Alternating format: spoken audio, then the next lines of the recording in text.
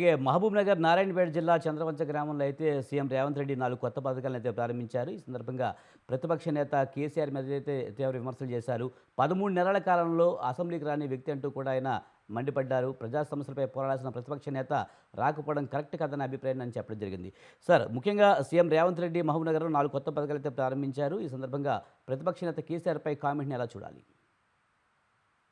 ఇప్పుడు ప్రతిపక్ష పార్టీలు కూడా తెలుసుకోవాల్సింది ఏమిటంటే, నిజంగా అభివృద్ధి కార్యక్రమాలు శంకుస్థాపన చేసినా, లేకపోతే ప్రారంభోత్సవాలు చేసిన ప్రస్తుత ప్రభుత్వము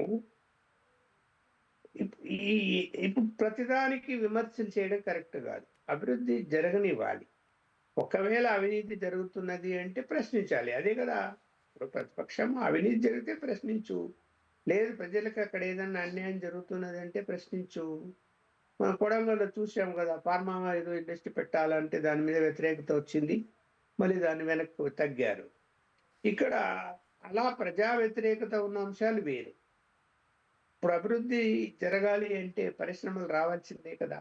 అలాగే ప్రభుత్వానికి సంబంధించినటువంటి ఏవైతే అభివృద్ధి పనులున్నాయో అవన్నీ జరగాల్సిందే గదా! వాటికి తోడ్పాటు అందించాలి తప్ప, ప్రతి చిన్న విషయానికి విమర్శలు చేస్తూ పోతే ఇంగ అభివృద్ధి ఎలా జరుగుతుంది? అది అభివృద్ధి జరగనివ్వాలి.